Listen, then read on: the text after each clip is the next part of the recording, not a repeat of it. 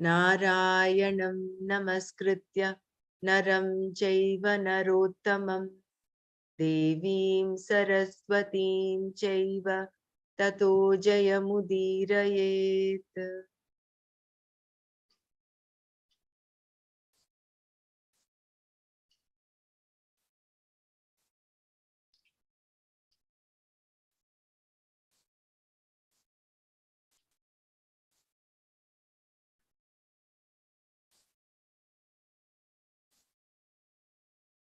Jai Gurudev and Hari Om. Are you able to see the screen share?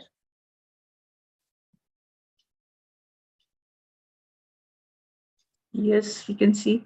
Okay.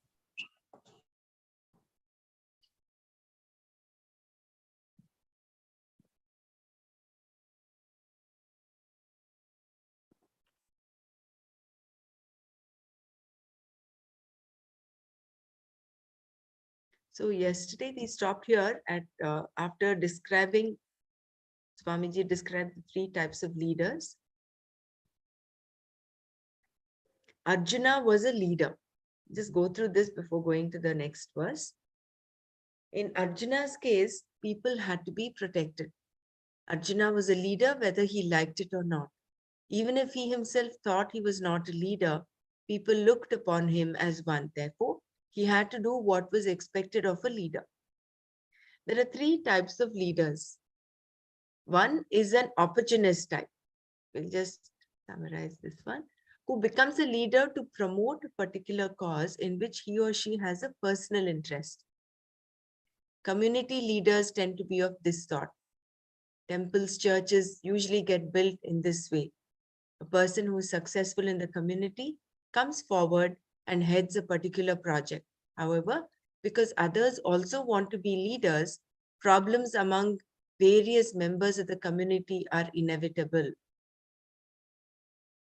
Thus, when there is an opportunity available, a person who wants power and who has the leisure and resources required will organize the situation so that he or she becomes the leader. When an opportunist wields power in this way, it is usually an ego trip or in the interest of money. Generally speaking, our societies are led by such people. So an opportunist is one opportunist who becomes a leader, does it either because of an ego trip or in the interest of money. There is some personal interest for him or her. Another type of leader who is even more dangerous is the idealist. The opportunist has no ideal other than his or her ego and sets sail purely according to the direction of the wind. Such a person can switch political parties simply by crossing the flow. This is the opportunist, whereas the idealist, on the other hand, is not on a power trip. This type of leader looks upon society as being full of problems that have to be solved by him or her, for which the person has a particular system, political, economic, religious, and so on. Certain religious leaders, for example, tend to think that they alone have the answers and everyone else is a heathen whom they alone must save. In other words, an idealist is one who thinks that the answers can only come through him or her. This is why such a person can be a real danger to a society. Communists, terrorists, and nationalists are all idealists who make such contentions as, my country is the greatest country, my culture is the greatest culture, my religion is the greatest religion, or my political or economic system is the only answer.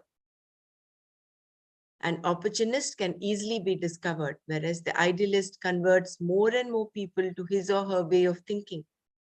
When an idealist talks, there is so much conviction, so much heart and mind being brought to bear on the topic that those who are gullible will go along with whatever is being said. The idealist is one who has sold himself or herself to a particular idea and is prepared to die for it. Hitler being a case in point. His blue blood theory was pure idealism and caused the colossal destruction of millions of people. He really believed he was the one who was born to protect and rule the world, and that people of the Aryan race were superior. Once this idea struck him, Hitler had no rest, nor did he allow others to rest. Under the spell of this idealism, they carried out his atrocious orders. Throughout the history of the world, we find that wherever there were idealists, there was war and colossal destruction. Idealism creates religious and political fanatics, and these people create havoc, as the history books reveal. So we have the opportunist leaders who want either they go on an ego trip or are looking for some personal interest, or the idealist who is hooked on to one idea and he thinks his way or the highway, that is it. The third type of leader is one who leads, not because he or she wants to lead, but because there are some people following. Such a person lives his or her life always ready to reshuffle his or her ideas in order to live according to what is true. The person may not even know that he or she is a leader. Thus, whether it is to one's liking or not, one becomes a leader. This is the type of leading that makes one a real leader. And this was the kind of leader Arjuna was.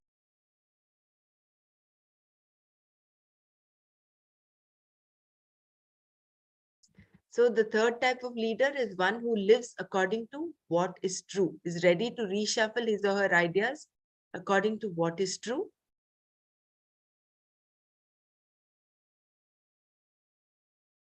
And because there are some people following.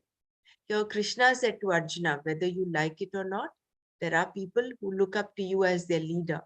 Arjuna was the archer of the age and was looked upon by the people as a trendsetter. He was supposed to set an example and was not therefore someone who could just walk away from it all. That was not his prarabdha.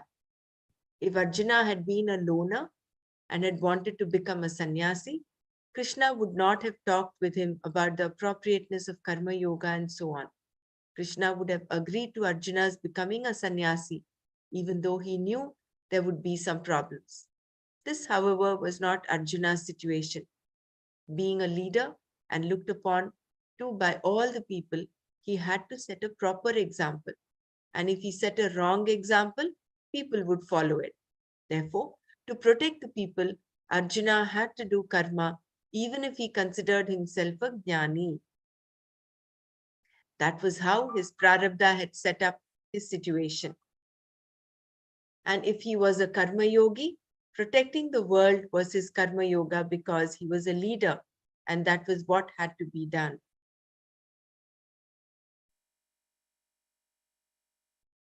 Action is not opposed to knowledge.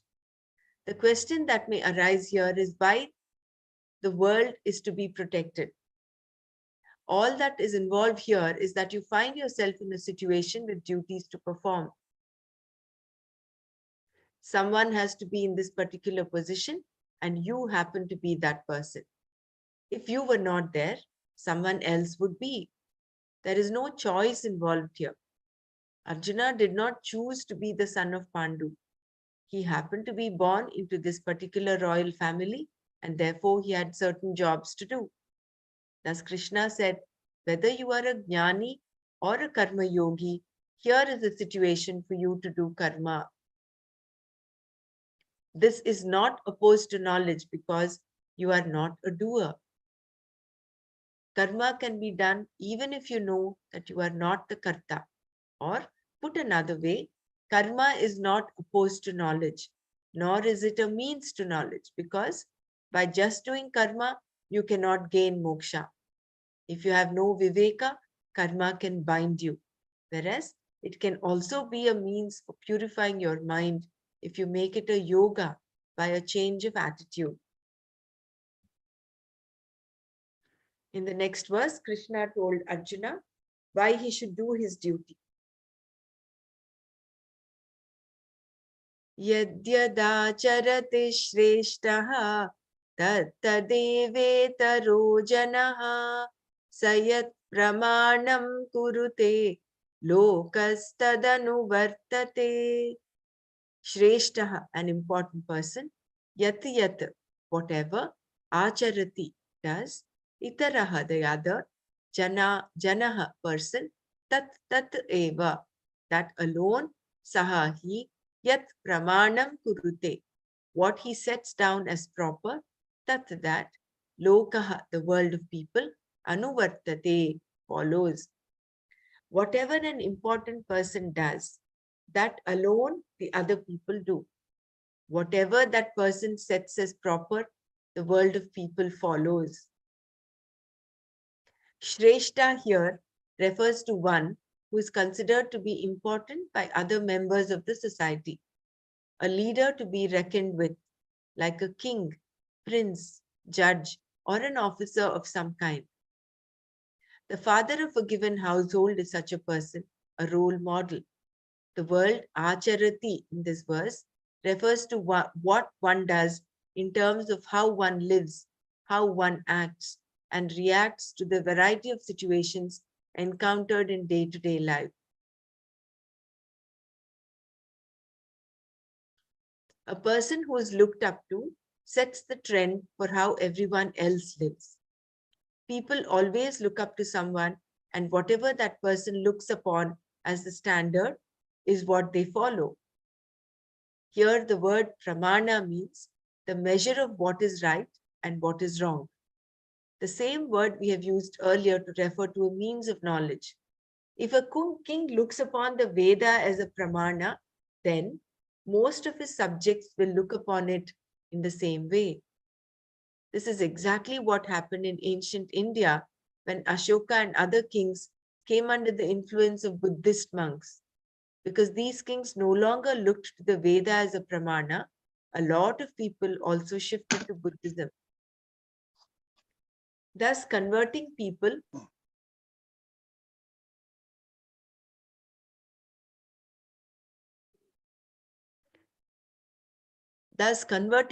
to any new interpretation of Vedic religion was very easy in India in those days. All that had to be done was to convert the king. Whatever became a pramana for the king became a pramana for his subjects. Because people generally have neither the time nor the inclination to look into religious matters, they do not stand on their own. They tend to follow someone else and can be easily carried away merely because their leader had set a particular trend. Mao, for example, told the people that if they wanted to be efficient and accomplish their ends, they should read his red book every day. In this way, he made a scripture out of it. In India too, it is said that by reading a particular verse or chapter every day, you will get this or that. The difference is that Mao's red book is not a scriptural authority. It is a worldly authority, a Laukika Pramana. It is not a Veda, Vaidika Pramana. Any system or book becomes a Pramana if you think it is going to solve all the problems of the world, including your own, of course. There are people, for example, who cannot go to the bank or do anything else unless they consult the I Ching or tarot cards. This is their pramana.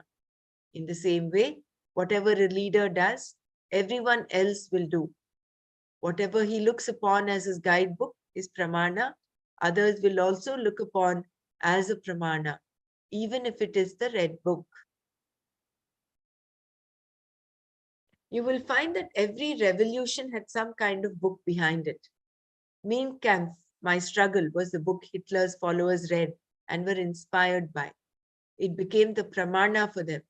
Hitler's entire ideology is there, including what exactly Aryan rule is, how the Aryan race is bound to rule, and the superiority of the Aryan race. Whatever the pramana, Laukika or Vaidika, if it is considered a pramana by a Shrestha, people will follow it. Similarly, if a king says the Veda is not a pramana, then the people will give it up. And if he says it is a pramana, the people will look into it. This is why Krishna told Arjuna that whether he liked it or not, he was a leader. And if he walked out, he would find that everyone else would also give up. Suppose, however, that Krishna had encouraged Arjuna to go and turning the horses around, drove him to Rishikesh. All the other soldiers would also have turned around. They would have pitched camps there because Arjuna was there. All the subject would also have gone to Rishikesh.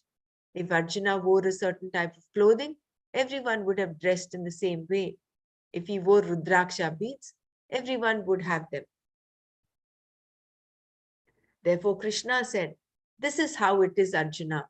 Whatever you do is exactly what others are going to do because you are a Shrestha, a leader, someone who is important." Because Arjuna's decision would have far reaching consequences, he had to look at his situation very carefully before he decided anything. Krishna also assured Arjuna that he would lose nothing by doing his duty. If he was a jnani, his action would be based on his prarabdha and would create no problems for him. And if he was an ajnani, the action was definitely to be done because it was his duty. This was Krishna's whole point here. Krishna then continued, pointing to himself with reference to the performance of action. न मे पार्थास्ति कर्तव्यं त्रिषु लोकेषु किंचन नानवाप्तमवाप्तव्यं वर्त एव च कर्मणि. Partha, O Partha, may for me, kartavyam to be done, na not, asti is, trishu in the three, lokeshu worlds, anavaptam, anavaptam not accomplished, avaptavyam to be accomplished, kinchana anything, na not, cha yet, karmani in action, eva indeed, varte I am. O Partha, for me, there is nothing to be done. In the three worlds, there is nothing to be accomplished by me, which is not yet accomplished. Yet, I am engaged in action.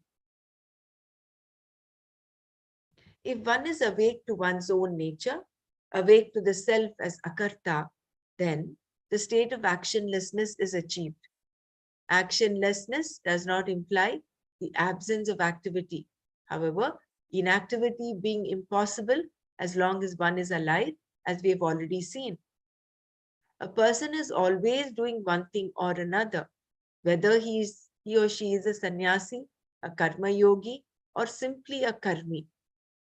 Total renunciation of action is possible only in the form of knowledge that I am Atma, that I, Atma, perform no action. Aham karma na karomi. This knowledge is an awakening. In my presence, all activities take place, as will be made clear later. I myself do not perform any action. This is not just a volitional or a self-hypnotizing thought. It is the recognition of a fact. This knowledge alone makes me a renunciate of all actions, in spite of my being seen to perform actions. From my own standpoint, there is no action whatsoever. All action is only from the standpoint of the physical body, mind, and sense organs. From their standpoint, there is action. Whereas from the standpoint of the self, there is no action at all. This is what is called Naishkarmya, actionlessness. Whether you have achieved this knowledge of actionlessness or not, doing karma is in no way a problem. In fact, if you have come to know what the self is, then all there is for you is prarabdha. Lord Krishna knew Arjuna's prarabdha well, very well. If you know the action-free self, whatever your prarabdha dictates, whatever the situation warrants, you do. Such karma does not bind you at all.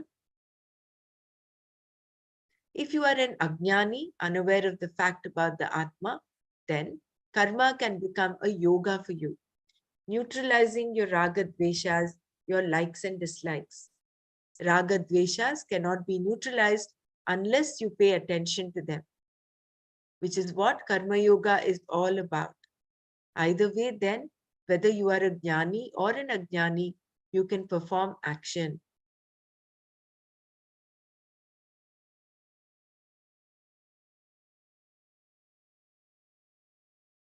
What is there to accomplish? Here in the verse, Krishna talked about himself with reference to action, saying that there was nothing to be done by him, nothing that was not accomplished, nor anything that had yet to be accomplished. The expression in all three worlds is meant to cover the entire universe and any others that may exist as well. Krishna had no mandate whatsoever, either here on earth or in heaven or anywhere else. He was not duty bound in any way.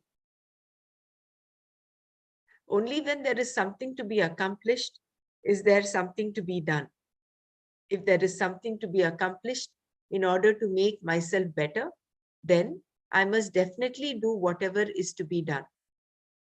Without doing, I cannot accomplish, and without accomplishing, I will not be satisfied. I will be stuck with the desire to accomplish, which is what makes a person a samsari.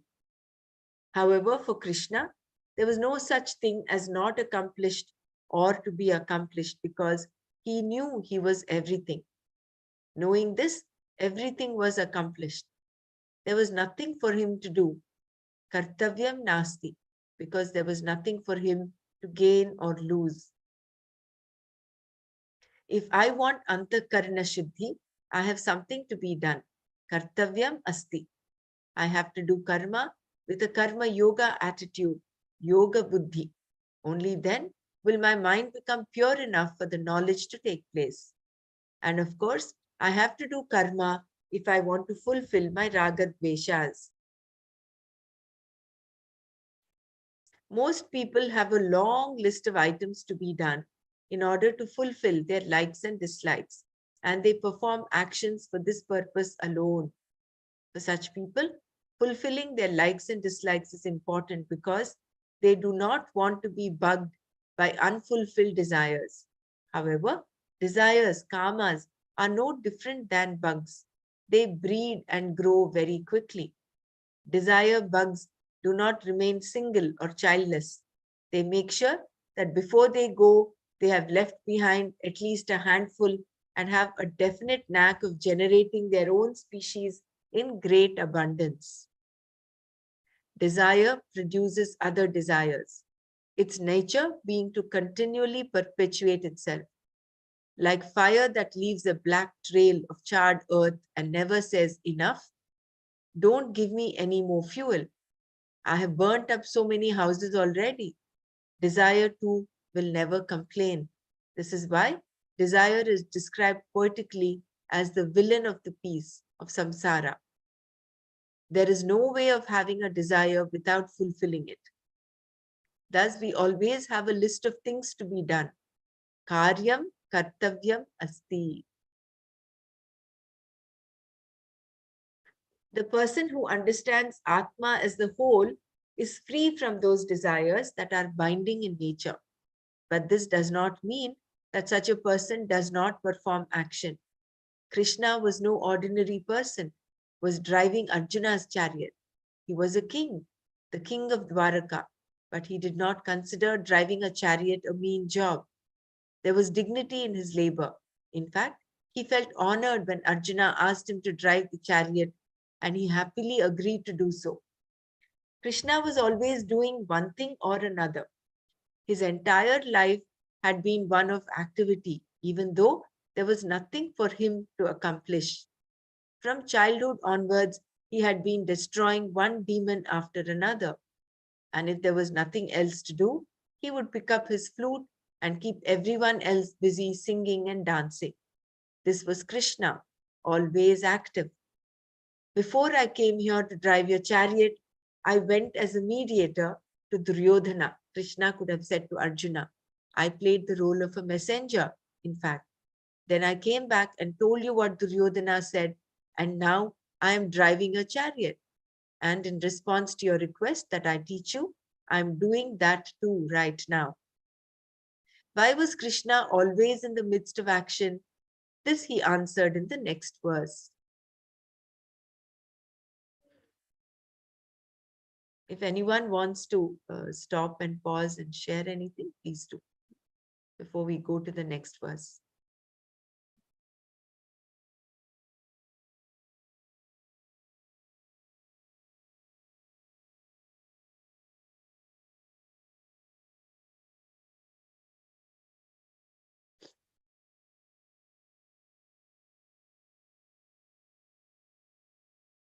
यदि ह्यहं न वर्तेयं जातु कर्मण्यतन्द्रितः मम वर्त्मानुवर्तन्ते मनुष्याः पार्थ सर्वशः.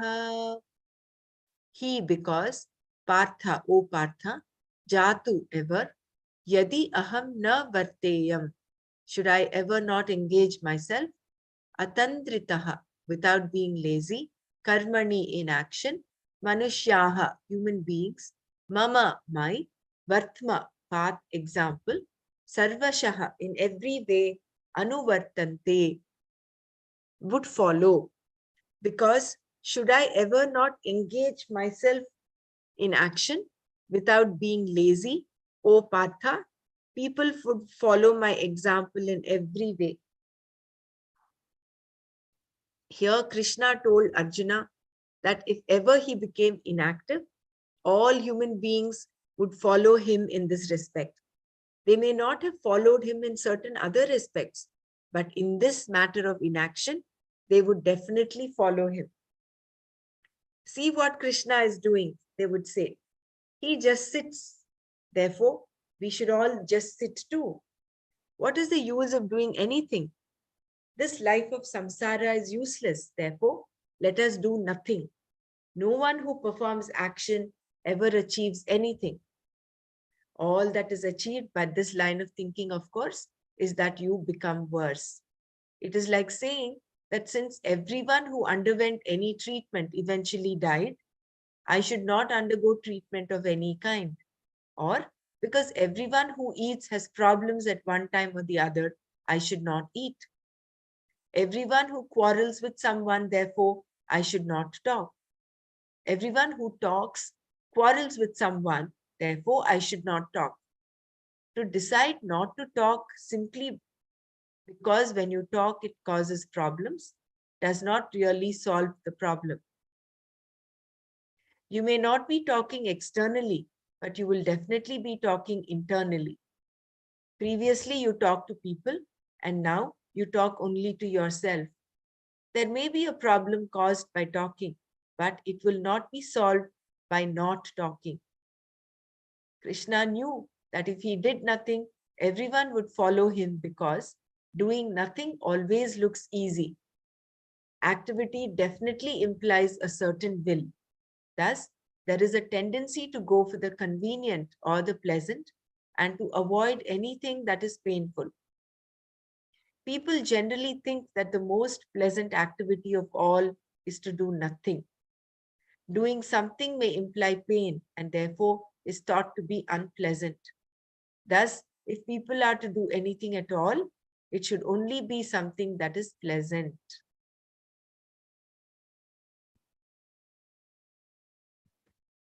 If, however, you keep to this course, life eventually becomes full of painful situations because you have done only the pleasant, leaving undone whatever is painful. In this way, you are left with only the painful. You become a pain to yourself and to everyone else as well. If you keep on postponing the painful, then you will be stuck with the painful alone. The pleasant is done and the painful remains undone. In fact, there need be nothing painful about such activities, providing you do them. Then they are out of your way and you have only the pleasant to do. Still, people are people, which is the reason Krishna, the king of Dwaraka, praised as an avatara, an incarnation of Ishvara, had to set an example and perform action. Further, Krishna continued.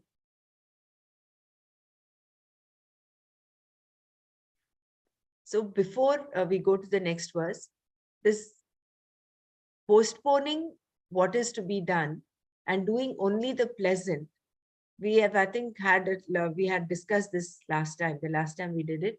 Example of a student who has to study but wants to watch a cricket match, for instance. He wants to do the pleasant. He wants to push away the painful to be done thing. But if he just did what he had to do, it would not be painful at all. Because then what he that will be out of his way and he will only have the pleasant to do. Same thing goes with respect to cleaning up your house or cleaning up your shelf, and the to-do things, if you keep putting off because they seemingly are painful, and then you end up doing pleasant things, you will only be left with painful things left to do.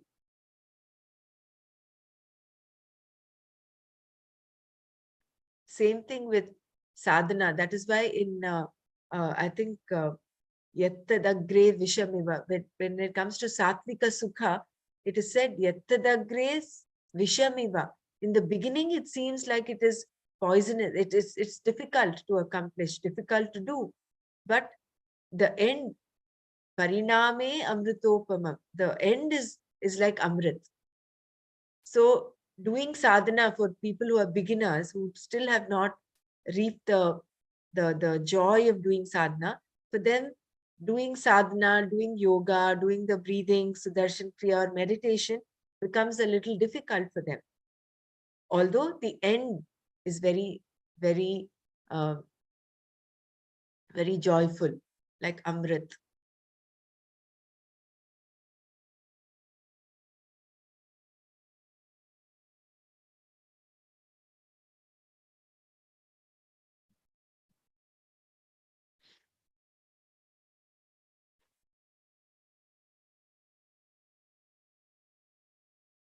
So if Krishna, for instance, did not do, because Yada, what is that? The previous verse was,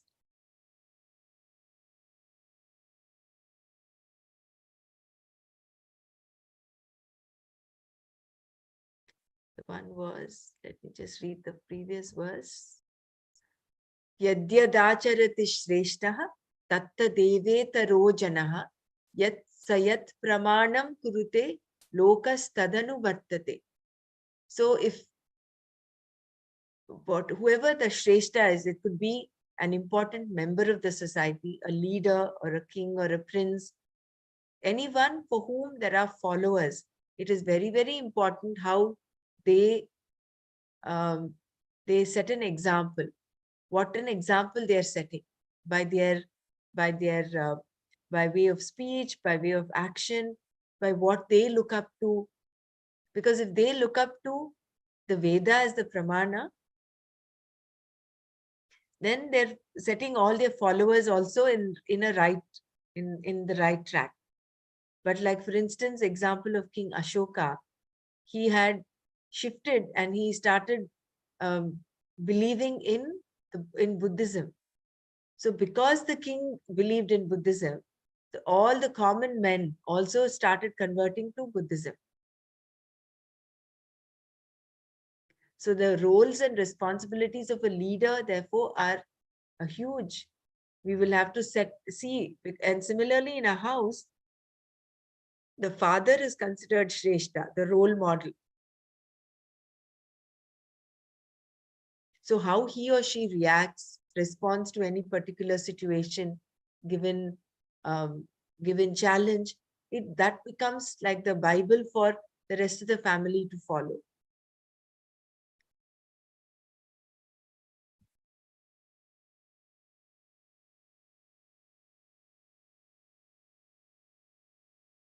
And then it was Name Parthasti Kartavyam Trishu Lokeshu Kinchana Nana Vaptama Vaptavyam Vartayevacha Karmani. So he says, though I don't have anything for me to be done, there is nothing for me to for me to do in the three worlds.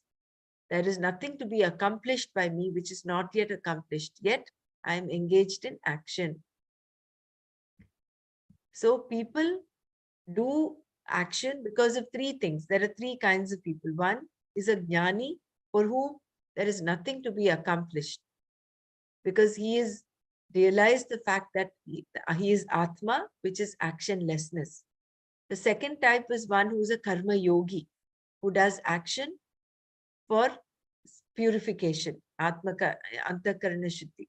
And then the third type of person who does action is a karmi, who wants to fulfill his raga dveshas.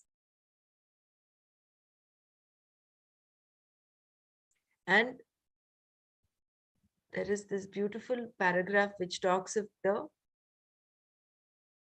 raga dveshas cannot be neutralized unless you pay attention to them, which is what karma yoga is all about.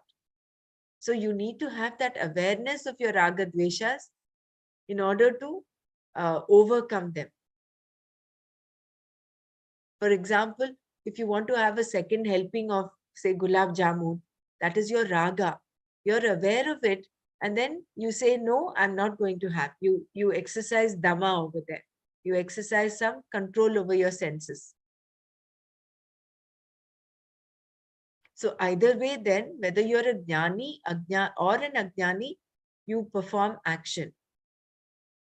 And what is there to accomplish?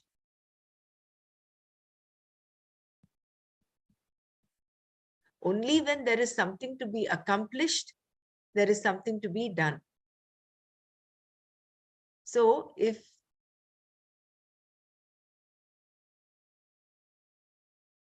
here he talks of without doing, I cannot accomplish, and without accomplishing, I will not be satisfied. This is when there is a desire to do. I will be stuck with the desire to accomplish, which is what makes a person a samsari. However, for Krishna, there is kartavyam nasti. There is nothing to be accomplished because he is everything. But if I want antakarana shuddhi, I have something to be done. I have to do karma with a karma yoga attitude, with the yoga buddhi. This is the second type. And only then will my mind become pure. And of course, I have karma to do if I want to fulfill my raga dveshas. That is, if I am a karmi, a samsari, I still will have to do karma to fulfill my raga dveshas. So most people have a long list of items to be done in order to fulfill their likes and dislikes. This is where I was reminded of the list of needs and responsibilities that we ask people to do in the happiness program. So if their list of needs, that is their list of desires, is long, then their life is going to be miserable, because they'll go on. All their life is only in wanting to fulfill their needs, is directed to fulfilling their needs.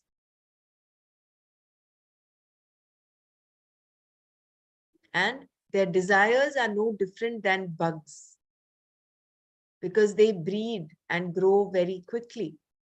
Desire bugs do not remain single or childless. They make sure that before they go, they have left behind at least a handful and have a definite knack of generating their own species in great abundance. So this again, unless the karma yogi is aware of his raga dveshas, aware of his desires sprouting up, he's not going to be able to handle them. So again, awareness of our likes and dislikes is important. Desire produces other desires. Its nature being to continually perpetuate itself. Like fire, it leaves a black trail of charred earth and never says enough. Don't give me any more fuel. Desire will never complain. It will continually perpetuate itself. Thus, we always have a list of things to be done. Karyam kartavyam asti. So here it is important because I can relate to this very well, because personally for me, I think people who just sit and do nothing, are kind of vegetating. But I think it is important for us, with awareness, of course. It is not like there is something to be done and you're your desire, you're taking a step to say, I will not do it and I'm just doing nothing.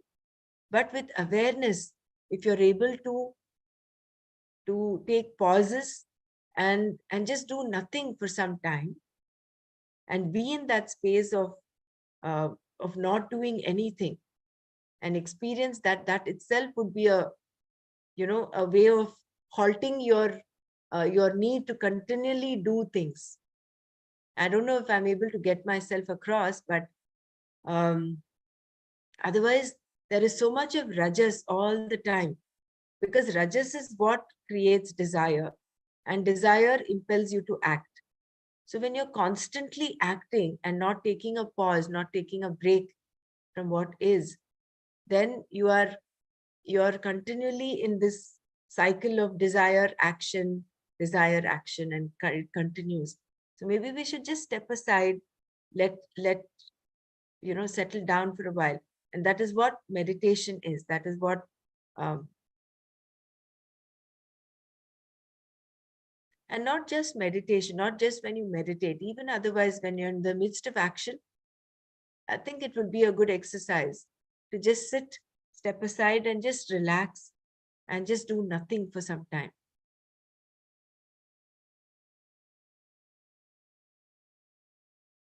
If anyone wants to add or share, you can go ahead.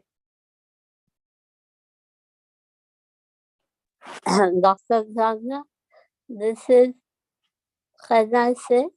Yeah, please go ahead, Dr. Renu.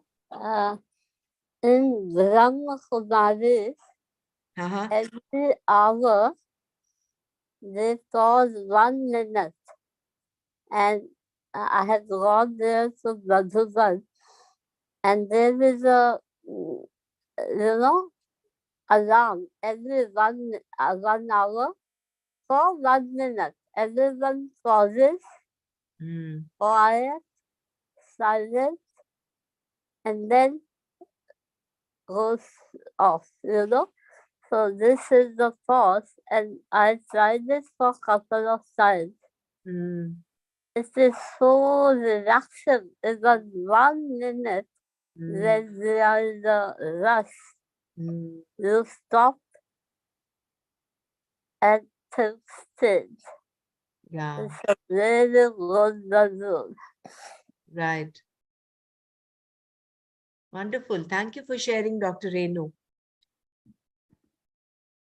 So this not doing anything, to pause, is not the pause of a lazy person. It is not the worst person who wants to do something pleasant when there is something painful or to be done. Not, it's not that kind of doing nothing. It is done with awareness of just wanting to pause from that, that constant cycle of doing, just doing nothing.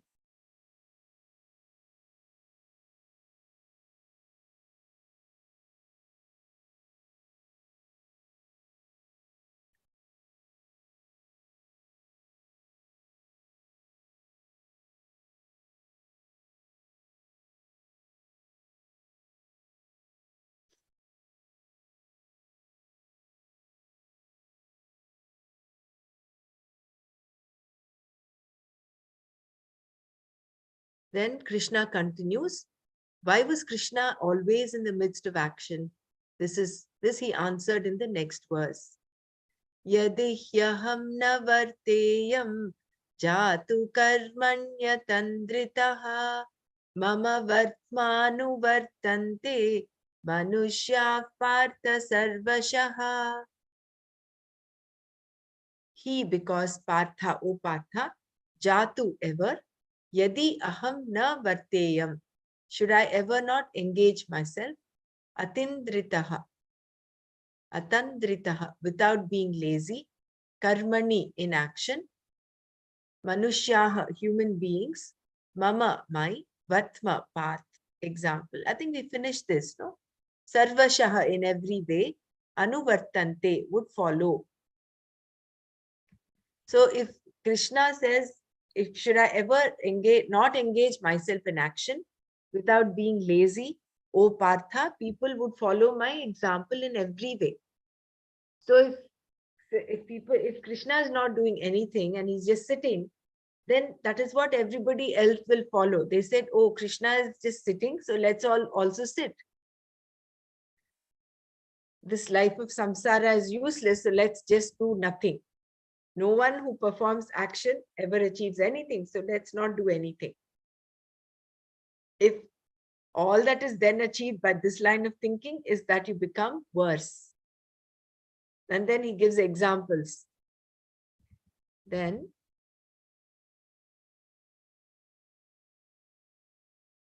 he talks of how people have a tendency to go for the convenient or the pleasant and to avoid anything that is painful.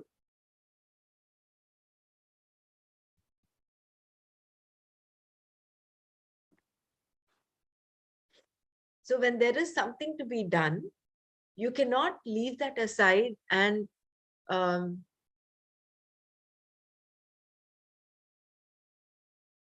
do something that is pleasant or just not do anything.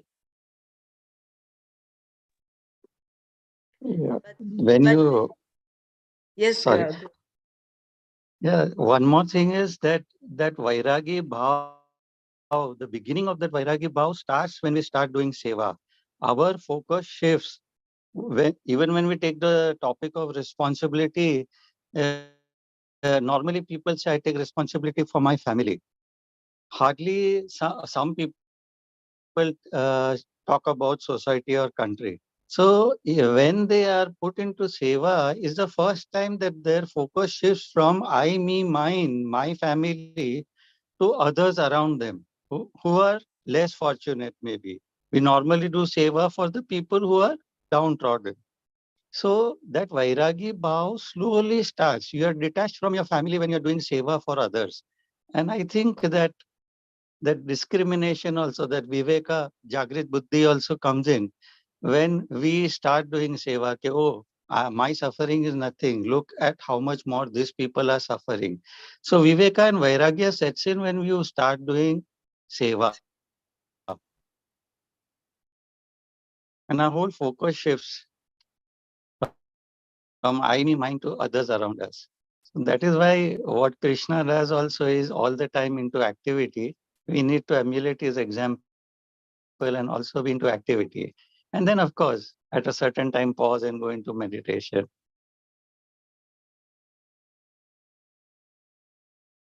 yeah, which is true. Thank you for sharing, Persiji. That perspective is important, yes. But then when we talk of seva, we should not exclude our family. Our family is as part of the others that we think outside, that for whom we're seemingly doing seva. This perspective we got when we listened to Rajima giving her discourse in Bhagavatam, Bhagavad Gita. So she says, you cannot leave your house as a pigsty and go out and do seva. That is no seva. Your seva begins from home. You should be all inclusive in your seva. You cannot exclude your family. So what Yeah, is that to is very true. I tell you, like, I've already put all the clothes, scrub them and put them into the washing machine. I've made the water hot for them. According to yoga principles, everybody drinks lukewarm water when they get up. I've uh, had mine and all that and finished off with it and sitting here. They are yeah. still to get up. They have not yet surfaced, but everything is ready, done. Mm, So even the cleaning, I have a penthouse, so the terrace is mine, where I take the long kriya and all. That is cleaned and ready, like swapping, sweeping, and dusting. Everything I do myself. House wow. never gets neglected. I provide for them not only financially, but I do a lot of work for my family at home. Because my wife is also 70, I'm 70, so she needs help, and I do whatever I can. So we distribute the work, washing dishes, everything. Just like in the ashram, I have no ego hassles. Ke why should I be doing feminine work? I just do everything. That's so exemplary. Thank you for sharing, Dr. Percy ji. I hope there were many men on this group. Yeah, well, Prem is here, and Yeah, I I know. should also should also share that at this point, thanks to COVID. If it was not for COVID, maybe we would not have made this shift. We had the we had to have, there was a need for us to have a maid. We had a live-in maid for quite some time, and after COVID, we we stopped a maid. We said we have to be self-sufficient. We cannot put ourselves at risk, because I was myself going to a hospital and coming back. And if you have a part-time maid, the maid will go to different houses. So we will be not only putting ourselves at risk and others at risk as well. So we started doing things on our own. And I should give Prem all the credit, because he also, just like you, Percy ji, never thinks that this is what I should do, I should not do as a male person. We switch our roles and responsibilities, and it effortlessly happens. So we take care of the house ourselves, cleaning, cooking, washing, and drying clothes and everything. Uh, to a certain large extent, even ironing. My son said, getting the dhobi to come and take your clothes for ironing is also a risk. So we would do our ironing ourselves. That is what we've outsourced now. But otherwise, all household work is done by us. Of course, the house can be neater than what it is. That I agree. That there is still a lot of cleaning up to be done. But more or less, it is livable, and we do our work ourselves. That is really very, very satisfying. And mm, yeah, so the whole point is, your house does not get excluded. People in the house do not get excluded when you talk of seva. It is me In Yeah, time. fact, she, Yeah, my wife that is the whole scolds point. me sometimes, "Ke when you go away, then I have to do the work and you're spoiling my habit." So because I do the dishes also and all that, saying don't do that. So she scolds me when I'm doing work. Like, Yeah. but it's just my nature. Like if I see anything needs to be done, I just do it. There's a race between us as to who does it first. Like sort of who gets to lay their hands on that work to be done. Right. That's such a beautiful way, no? Rather than say who is going to do it, who is going to do it first. That's such a beautiful different shift in the so cute, perspective. so cute. I like it. Hmm. Uh, And we have a wonderful relationship. Over 46 years, we are happily married. I can truly say that. Mm, wonderful. Thank you for sharing your life. That's very inspiring. That's what even Rajima would say. No, the house is your. Once you get into grahastha, life is. I mean, your house is your Kurukshetra. Right. You have chosen that as a Kurukshetra. Mm,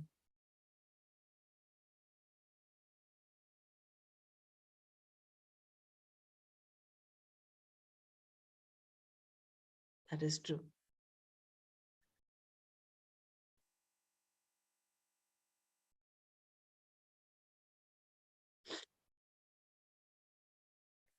So still people are people, which is the reason Krishna, the king of Dwaraka, praised as an avatara and incarnation of Ishvara, had to set an example and perform action.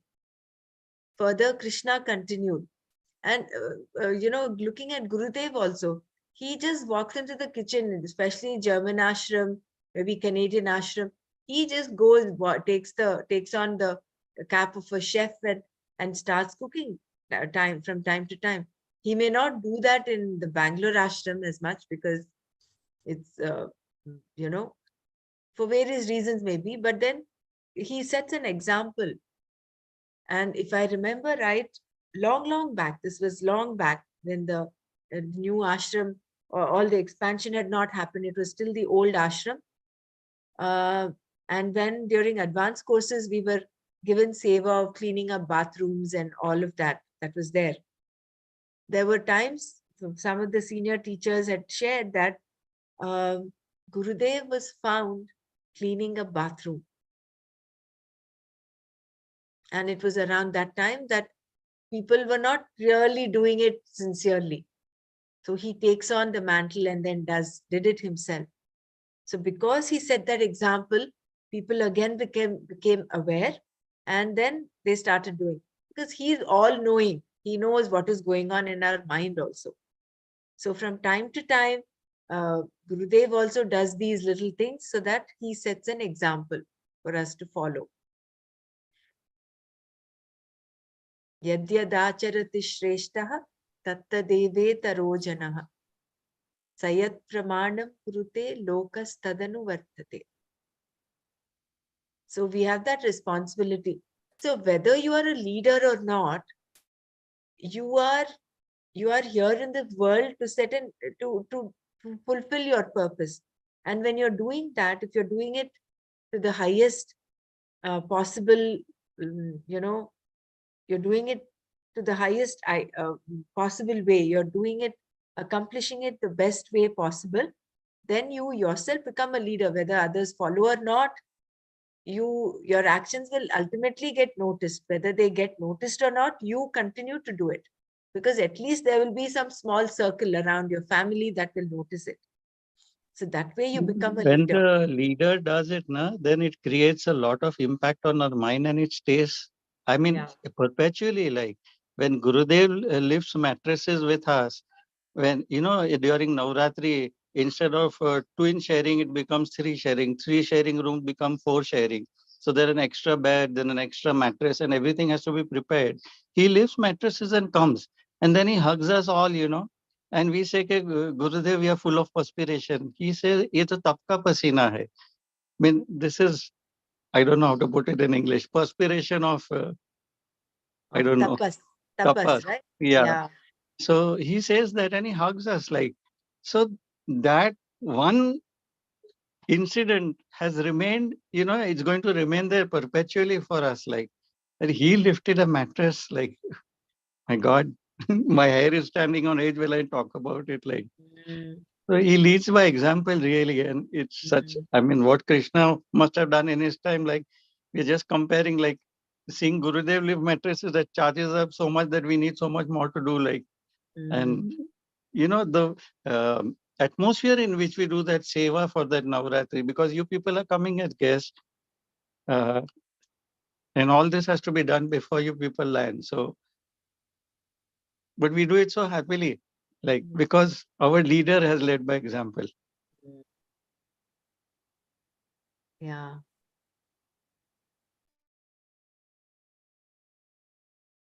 See, when you look at it, no action is, I'm talking of to be done action, kartavyam karma, is small or big.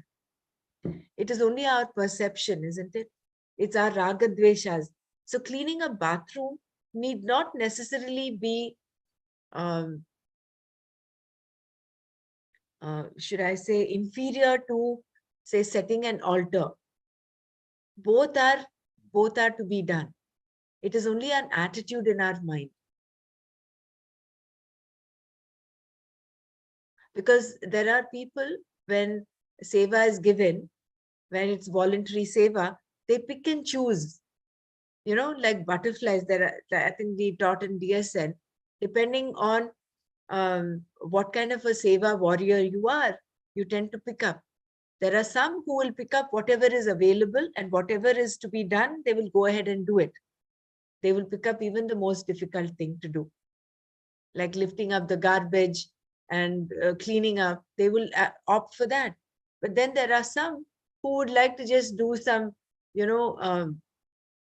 superficial, I wouldn't call it superficial seva, but easy to do seva, like setting up the altar, just, decorating the dais and things like that. There is no right or wrong there. It is only, I think, our own inner attitude. Are we doing things that we like, or are we doing things that are to be done, irrespective, keeping our raga dveshas aside? So that only we can say, that inner compass, that we can reflect upon how we are approaching that particular seva. So nothing is good or bad. To be done, it's to be done, period. When Persiji was telling about his work at home and all, I was just mentally blessing all the, or just wishing for all our children, boys or girls, to have that kind of life when they get married. I really wished that the young couple should be like them. Mm.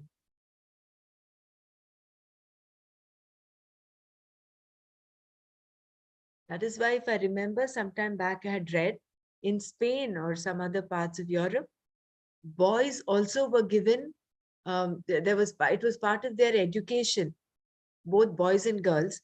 They were given chores to do, like ironing clothes and dishwashing, arranging the house. That even boys were asked to do, because somewhere down the line there is um, this thing that is formed, that these are what boys should do, these are what girls should do. That delineation, that again is created by society, by a set of concepts. So breaking all those concepts,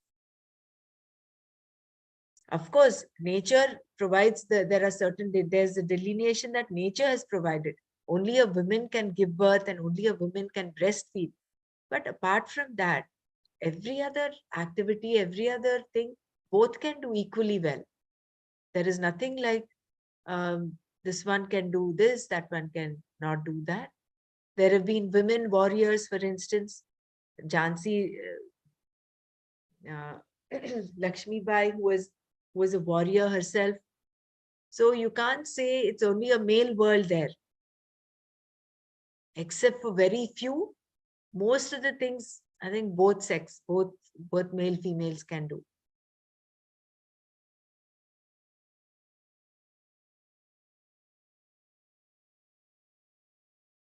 Yeah. Further, Krishna continued, Utsi deyuri me lokan na kuryan karma chedaham sankarasya cha karta syat upahanyami ma prajaha. Aham, I, karma, action, na kuryam chet, if I were not to do, ime, these, lokaha, people, utsi deyuhu, would perish, cha, and sankarasya, of confusion, karta, author, syam, would be, imaha, these prajaha, beings, upahanyam, would destroy. If I were not to perform action, these people would perish. I would be the author of confusion in the society, and I would destroy these beings. If Krishna performed no action and the people followed him, let them follow, one might say. The problem is that they would destroy themselves in the process. If the people have innumerable likes and dislikes and they do not perform the actions that will fulfill them, what will happen?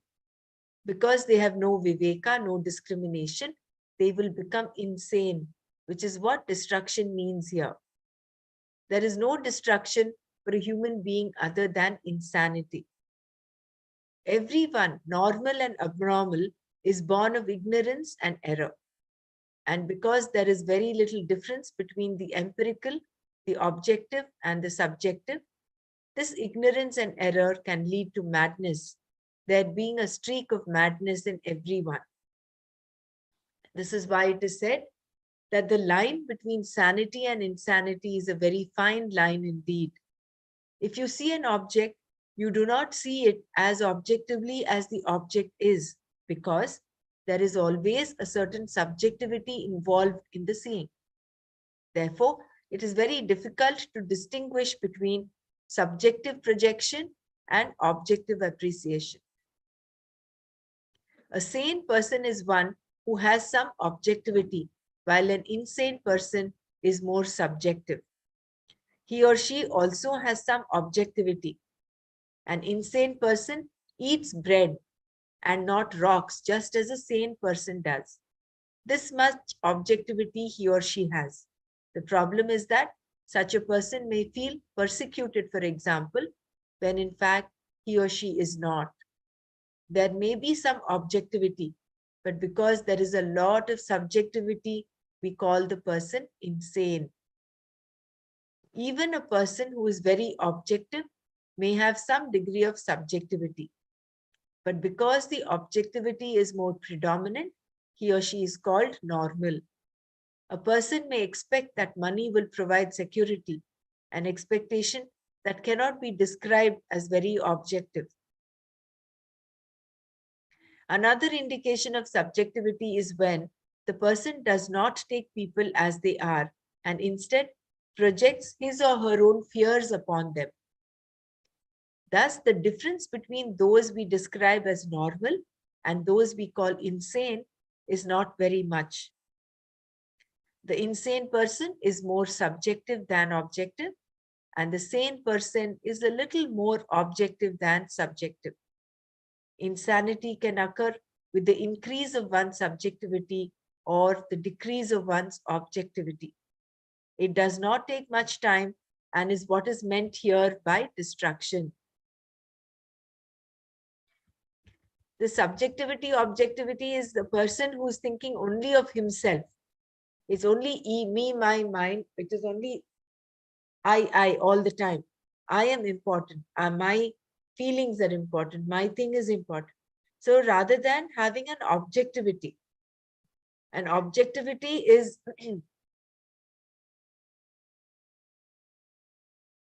is bringing in that viveka, that discrimination into your life.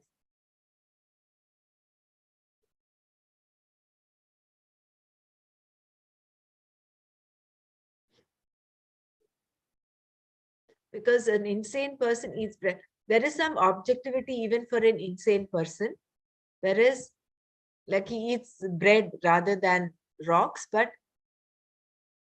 for instance, the problem is that such a person may feel persecuted, for example, when he or she is not.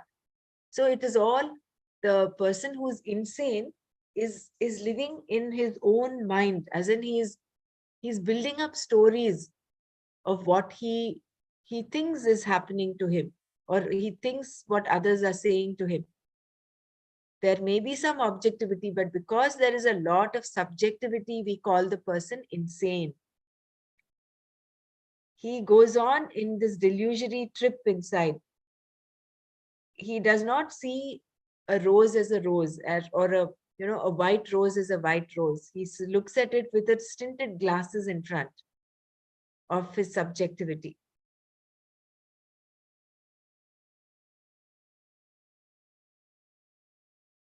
See, another indication of subjectivity is when the person does not take people as they are and instead projects his or her own fears upon them. So when a person is not living all those knowledge, happiness course 5 knowledge points, that person is more subjective than objective. But if you're following all of them, you do not see intention behind others' mistakes, you are accepting people as they are, then you are more objective than subjective. When you look at opposite values are complementary and you're not being a football of others' opinion, that becomes more objective than subjective.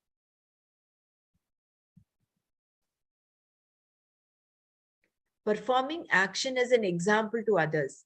Therefore, Krishna told Arjuna in this verse, if I do not perform karma, these people will definitely destroy themselves. So this destruction is becoming more subjective than being objective. So if Krishna does not do his karma, these people will definitely destroy themselves. Krishna was not talking here about being in charge of all three worlds. Worlds. Loka usually means worlds, but here it means people. Krishna did not say that if he performed no action in his capacity as Ishvara, all the worlds will fall apart. If this were the case, there would be no problem. We would all gain moksha because Ishvara turned lazy. This is the kind of translation that can happen if the word lokaha is not properly understood here. Krishna meant that the people would destroy themselves if they performed no karma. He also said that if he performed no action, he would be the author of confusion. Arjuna thought if he fought this battle, he would create utter confusion in the society and thereby incur sin. This is why he did not want to fight. Now Krishna was telling him that by not fighting, Arjuna would be creating confusion because the people would also not because the people would also not do what was to be done. Knowing all this, Krishna knew that he himself had to set a good example. Otherwise, he would be the cause of everyone's destruction. The people had to do their karmas. Not doing them was not going to help them. They would not be happy not doing what was to be done by them. They may not have been very happy doing karma, but not doing it would be far worse. One big tamas, mass lethargy, would completely overtake the society.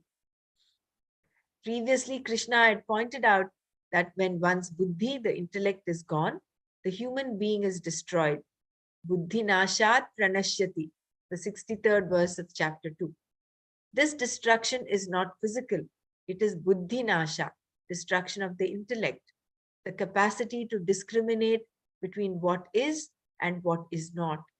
Here, Krishna said that if people did not do what was to be done, there would be buddhi nasha, meaning that all reasoning would be gone and they would no longer be human beings.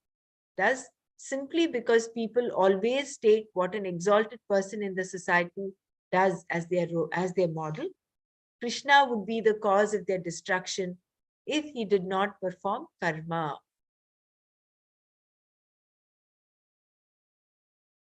So I think we'll stop here and we'll do a bit of Manana here.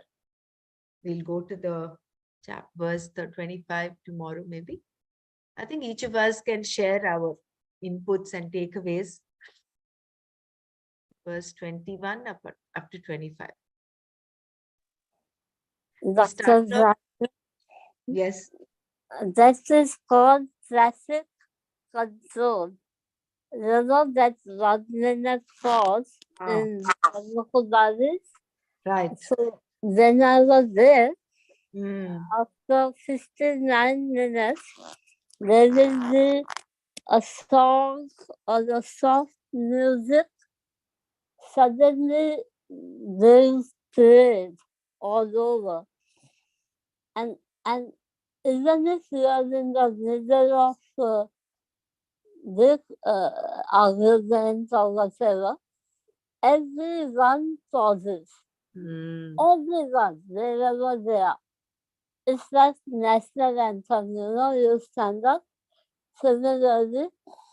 And it is really changed the next hour.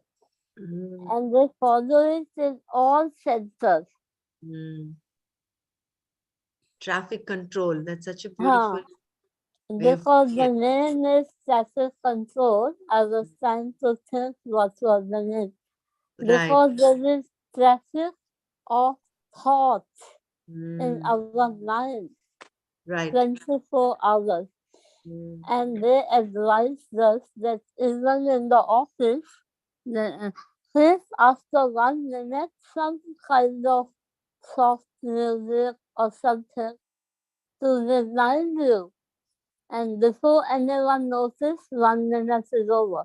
But you understand that, okay, I have to cool down. It is very helpful.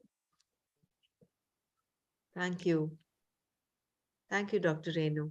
I hope and everyone... Percy is an inspiration to all of us.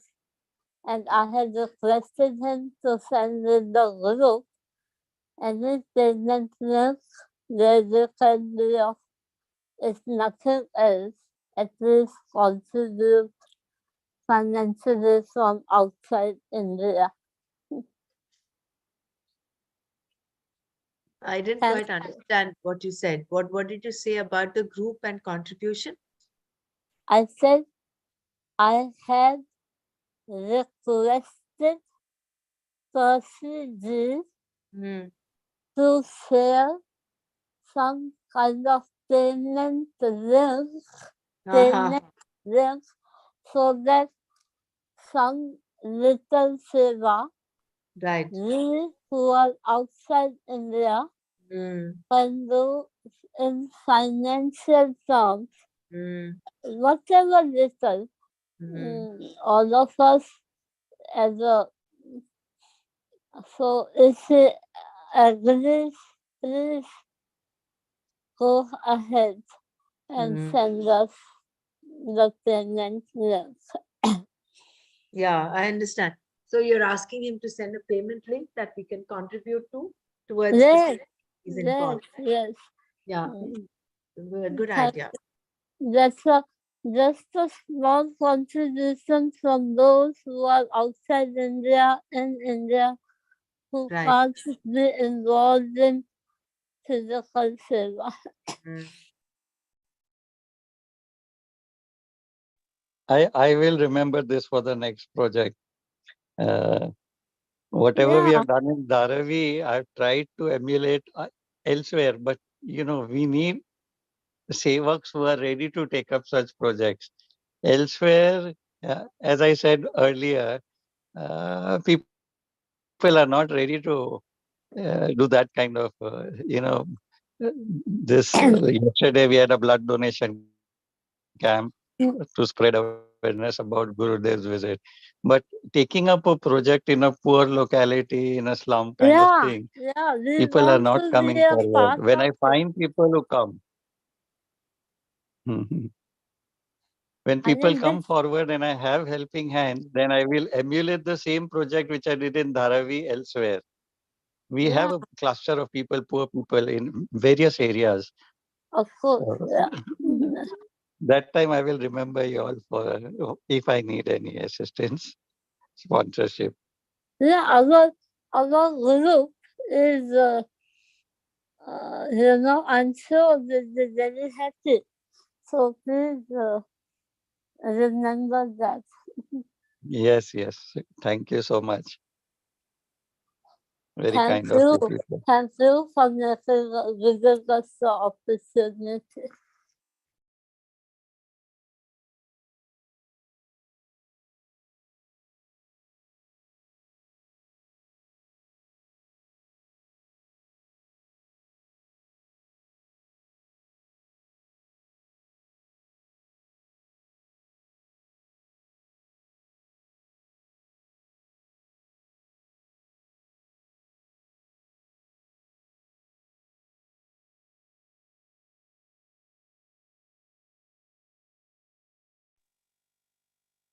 I'd like to share here that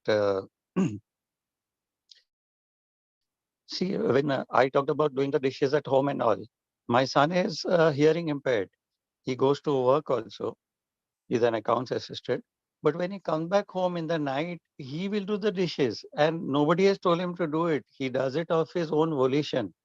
Like probably we have led by example, and now he just does it. And then there are certain times like Saturdays we have long prayer at home, Saturday evenings. So some volunteers stay behind for dinner with us and all that. So after that, he will take away the dishes for, he will not let any other volunteer wash. He washes all the dishes like. So there are more dishes to do than when we are just three of us. So, but he does it of his own volition. So even that, like what we do, if we touch the feet of the Guru, then our children will also do it. We don't have to tell them touch his feet like. When we don't touch, then they will also not touch now. So we have to lead by example.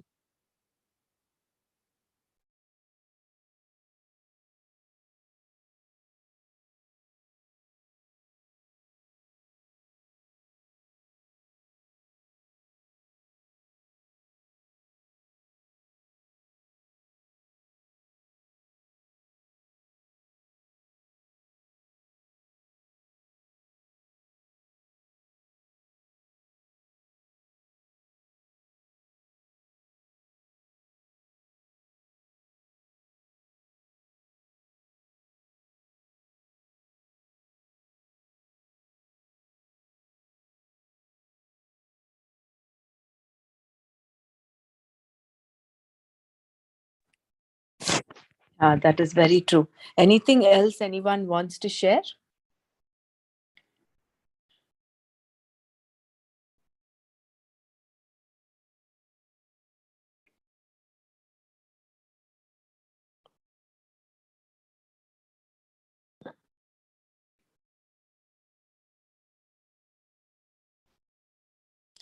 I just wanted to discuss also the three kinds of leaders. I think it's important for us to distinguish between an opportunist leader, an idealist leader, and a leader in the true sense. So when we are following a leader, it is important whom we are following also. We're all very fortunate that we have Gurudev in our lives, so we don't have this distinction. But then this is in the spiritual path, but in the other fields as well, there may be a possibility of being waylaid. So it is important for us to have this distinction, I think, between an opportunist leader, an idealist, and a true leader.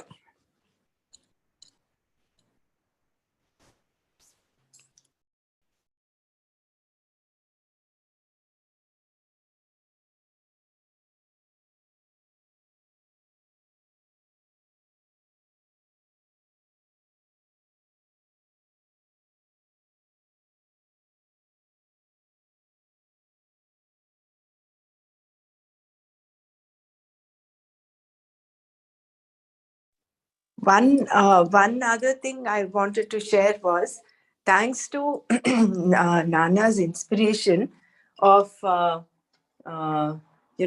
he's inspired us to read or chant Bhagavad Gita every day. I think some of us, if not all of us, have actually taken to that. And I can, yesterday we had, Prem and I, we finished our dinner, and we had some chores to do. We finished that, and then it suddenly struck, I said, Arey, we've not chanted chapter 6 today, so let's sit and chant.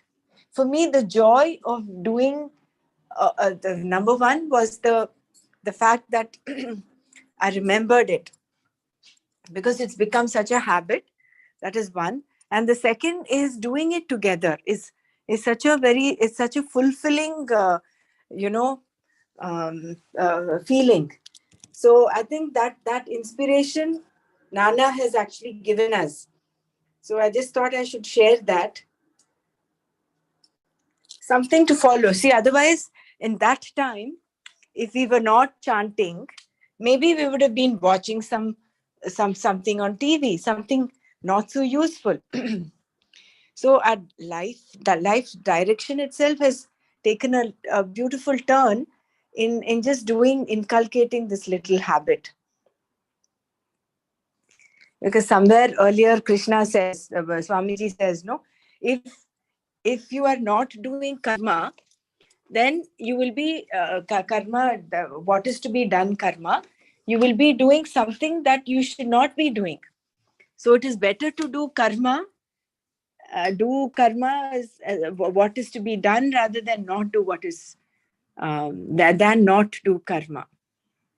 So action is therefore superior to inaction.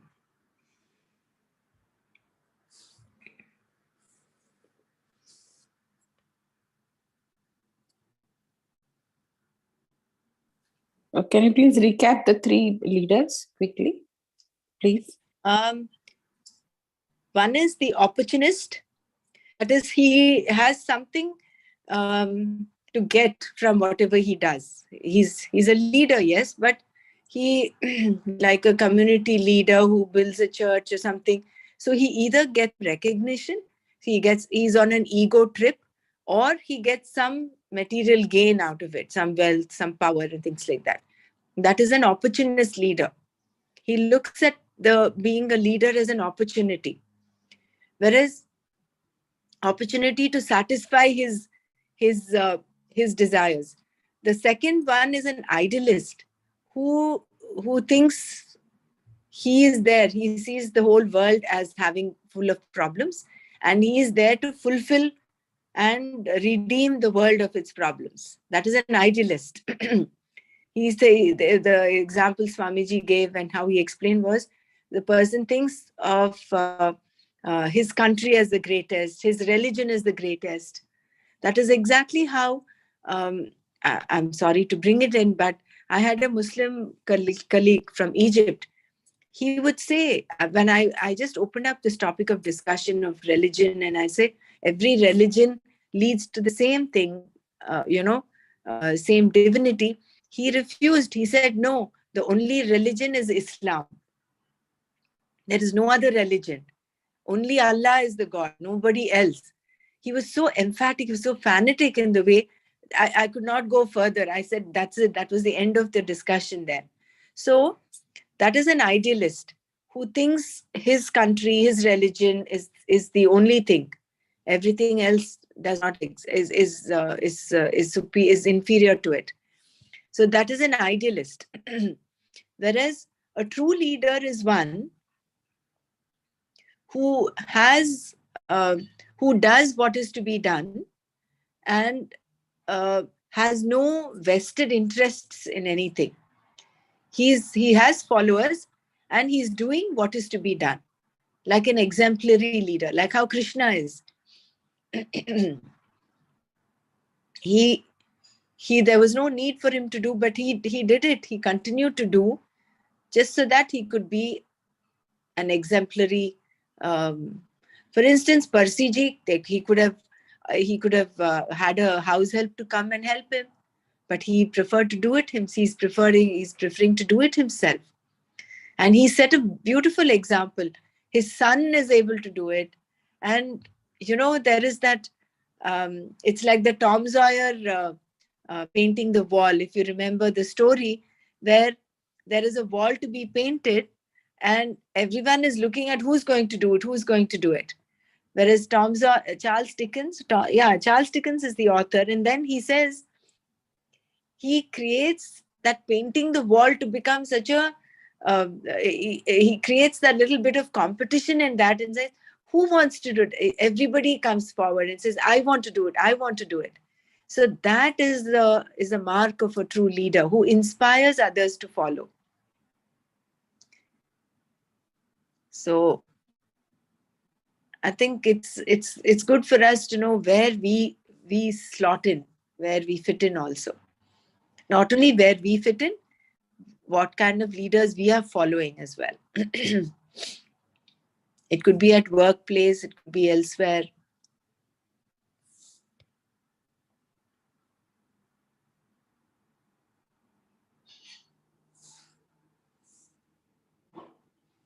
So is there anything else anyone wants to? Yeah, I just wanted just this little query. In what category does a prime minister fits in? Like he's also, though this topic is not to be discussed in this class. Correct, I know. I would think, I don't know all about him, but what little I have seen of and followed about him is he is an inspiring leader, number one. I don't think he's an opportunist. He has nothing to gain from this. That is certain. He's not building up his bank balance in the Swiss banks like the other leaders did. I don't know whether he has some element of idealism. There may be, because for him, Sanatana Dharma is at most is important. But I think he's much more than that. He's not a complete idealist. He's leading in the truest sense. Example is when he is given vaccines freely to all the neighboring countries, all the poor countries. He need not have to do that, but he did that because he he did that out of a sense of responsibility. He had nothing in it. He had no vested interest in that.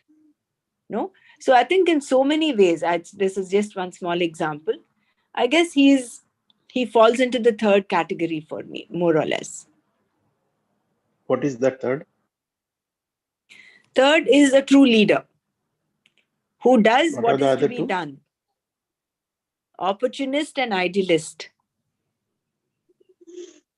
I don't know. I don't want to put him in any category. He's a special category of his own.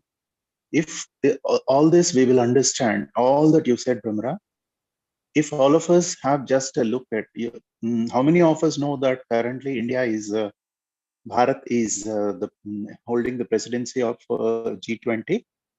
Does everyone know? If someone does not know, please know that. Number one, G20 is the that group of countries which represents about 80 or 85% of the world's population. Now, India is the president of that for 2023. And the logo, under the logo, there are three words. The motto that India has picked up for this year under its presidency: one world, one future, one family, something like that. And below that, Vasudhaiva Kutumbakam. So this is the motto of the country under a leader as the current leader. Yadyadacharati. We heard that sloka today. So what he is and what he is showing as an example is one earth, one world, one future. In the same way, when he went to the environment conference, he said, let us all have a common power grid, electricity grid. There are many countries who do not have power. Let the surplus countries share with them. What he said is, let us do solar. We have one sun, one earth, and one grid. Grid means, the network, the web of wires uh, through which the electricity flows. What he said was, let us all tap the potential of the sun, because there is one sun and we are one earth. Let us do that, and let all of us have the benefit of the solar energy, so that everybody who do not have also gets it. And now, talking about the vaccines, Brahmara already said, more than 100 or 120 countries or even 150 countries, including the UN peacekeeping force in various parts of the world, India sent free vaccines. Okay, some are free to some countries. Up to the first million vaccines are free. After that, we charged. And we did not charge, we did not overcharge. We put only cost to cost and minimum transportation. Up to that, I know. Here, I don't want to blame or comment on anyone, but there is a company called Pfizer that made also vaccines. I got to know that the profit of a Pfizer as we speak now is, it's beyond anybody's guess, if you know or don't know. $1,000 per second, not per day or per hour, per second. So in the last 2 minutes, we spoke about this topic. Pfizer already got $120,000 as a profit. And they are still accounting. Compare with that kind of people and that kind of countries and what our leader is doing. And another thing is 800 million people, which is 2.5 times the population of US. 800 million means 80 crore people. For the last 35 months or more, free ration is being given every month from the time COVID started till now, to make sure that nobody in India sleeps hungry. What kind of a leader would do this? I think he is beyond all these three categories. We need to create a special category and put him there. As far as the human beings are concerned, I'm not saying he is a Krishna or he is Rama or anything, but he is someone like that in the current generation, in the Kali Yuga. This is what I thought. There is a lot to say, but just I thought I'll share this much of my opinion. Yeah, thank you. And all this happened with the sankalpa of this one leader. That is much more important. That is where Yadyedacharati Sreshta comes into. Even he bringing out people who were stranded in different parts of the world when wars took place. Ukraine, how many students were Persiji, stuck I there? forgot to say that. Yes, Yeah, and and many even countries, before that, many nationalities, yeah, 15, 20 nationalities who are stuck in Ukraine, they used Indian flag and they said Bharat Mata ki Jai, including our neighbor. And they came out in India in the buses where Indian students were there, the Pakistanis, Bangladeshis, everyone came in these buses and they held Indian flags and they came out of the war zones. Imagine two countries fighting, and one leader calls both of them and says, "Hey, my boys are there, my boys and girls are there. Stop your war until I bring out all my people and then say, okay, now you proceed." See how silly it looks. It looks like a comedy movie, but really, what happened is he did it. Has it ever happened in the world at all? I don't think so. Hariom, thanks you, thanks Persiji. Sorry, I nay, interrupted nay, when you were talking. Please continue. and he did it twice. Earlier also, he had sent in one of his army officers to go and rescue people. I think during the Syria times, the Syria war. Syria That time, also, Yemen yeah, also, Iraq. yeah, There were some nurses from all of them. I think are from Kerala. They were stuck, in Iraq in the middle of the war zone. And at that time, foreign minister was Sushma Swaraj, and our General VK Singh was the deputy, I think. yes. That time, she simply called all the people, including those terrorist groups. Huh? She got the contacts and she simply said, "Look, our people are here. We are bringing out. Just stop." And if you wag your tail, this also was a hidden warning. If you wag your tail during our rescue operation, we know what to do. That's it. And that's it. Everybody stopped. They let our Indian nurses held up in Iraq, in the middle of the war zone, and they brought them out. Happened in Yemen, happened in Syria, most of the countries. The largest was the Ukraine one, 20,000 or 22,000 people.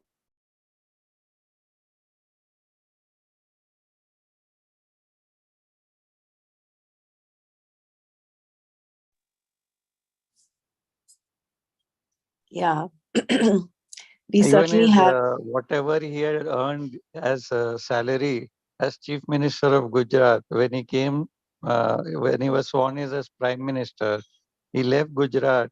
He donated whatever money he had saved to some women empowerment group, like so that ladies could earn, widows and all this. So he donated the entire amount there Yeah, and came that out. and Beti Padavo and all the awards and this thing he got, like the prizes, whenever he visited all the countries, people were giving him mementos, and all those he auctioned it online. Even we can participate every year, 2 3 times it comes, and all the money he got more than 100 to 100 crores. He he put that money to Namami Gange project, Clean Ganga project.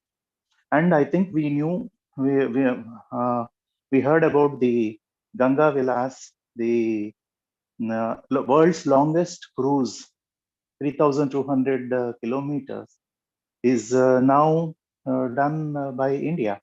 It is from Varanasi to Dibrugarh. It passes through um, Bangladesh and comes out again into India. It crosses nearly 20 rivers, if I remember right. That is the Ganga Vilas project. Yesterday it started, and all the most of them are Switzerland tourists, I think. That is the first batch, and the tickets are full up to March. Someone told me 20 lakhs, someone told me 50 lakhs, but I don't know how much. But 51 days trip, world's longest. Now it's a Guinness Book of World Record. I don't know how much of Indian media covers all this. They prefer to cover negative ones, not these kind of things. Anyway, this is what he is, and all the political leaders, politicians, every year when they submit their income tax returns, their properties raise. Mr. Modi's property is going down by 40 50 lakhs or 1 crore every, as it is. He doesn't have a lot, one piece of land, one home, and all that put together 1.5 or 2 crores. And every year, the net worth of Mr. Modi is going down, not going up. His personal property. Hariom. Yeah, I think we can go on and on talking about his achievements and his sankalpa and his intentions. At this point, before we close, I would just like to say, I'm not sure how many of you have watched the movie about Modi. If all of us are interested, Prem has actually downloaded. It didn't come out into the media so much because they thought it was an election stunt and all that. But we have it downloaded. So if all of us agree, maybe it's about 2 hours, 2.5 hours, I think. Prem, is it 2 or 2.5 hours? It's about What? 2 hours, I think.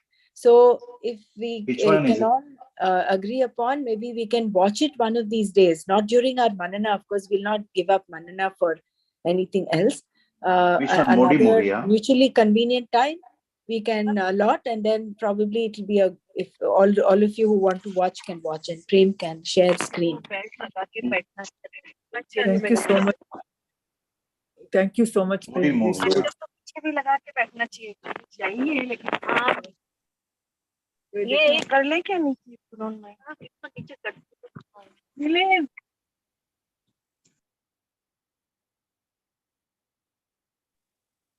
Which one, Ramra? You are talking about Modi movie, yeah?